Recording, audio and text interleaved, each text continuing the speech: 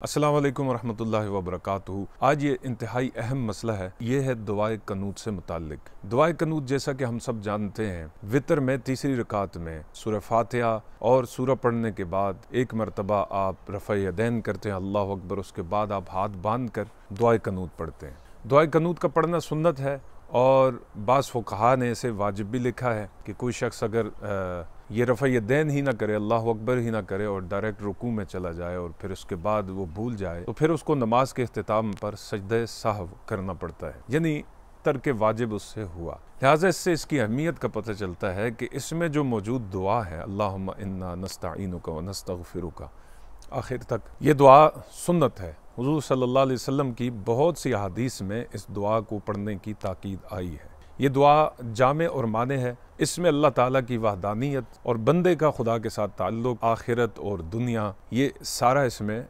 तफसील से बयान किया गया है कि हमारा एतक़ाद और ईमान अल्लाह पर, यौम आखिरत पर और दुनिया के हवाले से क्या होना चाहिए, उसमें मुकम्मल तौर पर मौजूद है जब आप उसके तर्जुमे की तरफ देखते हैं। पहली चीज़ ये है कि एक मुसलमान होने की हैसियत से हमें दीन की बुनियादी चीज़ों का इल्म सीखना ज़रूरी है। मिसाल के तौर पर जैसे आप मुसलमान हैं, अल्हम्दुलिल्लाह, जैसा कि हम सब मुसलमान हैं, तो एक मुसलमान होने की हैसियत से हमारा पहला काम यह है कि जब भी हम अपने बच्चे को नमाज सिखाएं शुरू से, तो साथ में नमाज का तर्जुमा, बच्चा अपनी जो भी ज़बान समझता है, उर्दू समझता है, पंजाबी समझता है, इंग्लिश समझता है या कोई भी ज़ुबान है जिसे वो आसानी से समझ लेता है, उसमें नमाज के सबक के साथ साथ नमाज के अल्फाज का तर्जुमा भी को सिखाना चाहिए कि हर हर्फ का तर्जुमा उसे पता हो, हर हर्फ का मतलब वो जानता हो, ताकि वो जब अल्लाह की बारगाह में खड़ा होकर खुदा से हम कलाम होगा नमाज के ज़रिए से, तो उस पर वो कैफियत तारी हो, उसे नमाज वो फ़ायदा पहुँचाए कि जो असल में शरीयत को मतलूब। लिहाजा जितने भी दीगर मसाइल हैं वो तो अपनी जगह पर हैं। हम फिर आते हैं दुआए कनूत की तरफ। तो दुआए कनूत का सीखना हर मुसलमान के लिए ज़रूरी है, इसको सीखें।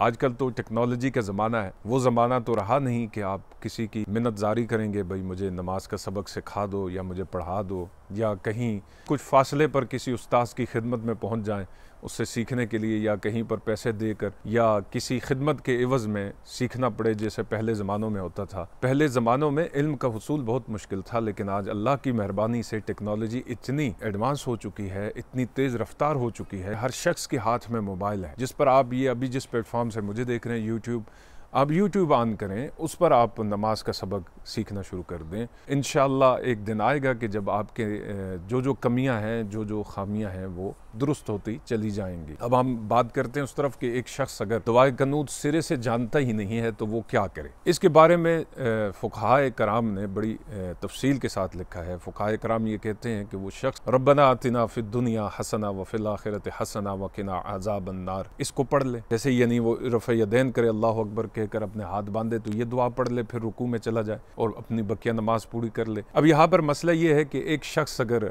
ये भी नहीं जानता, रब्बना आतिना फिद दुनिया, ये भी उसे नहीं आती, या कोई ऐसा शख्स है कि जो बहुत बूढ़ा है और जिसकी यादाश्त दुरुस्त तरीके से काम नहीं करती, या कोई ऐसा शख्स है कि जिसको ज़बान में लुकनत का सामना है, वो दुरुस्त तरीके से अपने अल्फाज नहीं बोल सकता, तो फिर इसमें फ़ुक़हा ने हमें दूसरा रास्ता बताया कि अल्लाहुम्मा मग़फ़िर, ये कलमा, ए अल्लाह मुझे बख्श दे, अल्लाहुम्मा मग़फ़िर, ये 3 बार कह, अल्लाहुम्मा मग़फ़िर, अल्लाहुम्मा मग़फ़िर, अल्लाहुम्मा मग़फ़िर। अगर ये भी किसी के बस में नहीं है तो तीसरा रास्ता उसमें फ़ुक़हा ने ये कहा कि वो शख्स या रब्बी या रब्बी या रब्बी 3 मरतबा कह। देखिए, दुनियावी मकासद के लिए हम बहुत सी मेहनत करते हैं, ये कोई ढकी छुपी बात नहीं है, हर शख्स बखूबी जानता है, लेकिन दीन के हवाले से और आखिरत के मामले में हमारी अगर ये सुस्ती इसी तरह से बरकरार रहती है तो अल्लाह के यहाँ हम क्या जवाब देंगे। तो यकीनन हमें इसके ऊपर गौर करना चाहिए। इंसान जब इखलास के साथ और मोहब्बत के साथ एक चीज़ का तहिया कर ले कि मैंने ये करना है, तो अल्लाह ताला उसकी नीयत को देखते हुए, उसके खुलूस के देखते हुए अपनी मदद उसकी कोशिशों में शामिल कर देता है। और जब अल्लाह की मदद आपकी काविशों में, आपकी कोशिशों में, आपके कामों में शामिल हो जाए, क्या ही कहने, सुभान अल्लाह। अल्लाह हमें अमल की तौफीक अता फरमाए। अस्सलामु अलैकुम व रहमतुल्लाहि व बरकातुहू।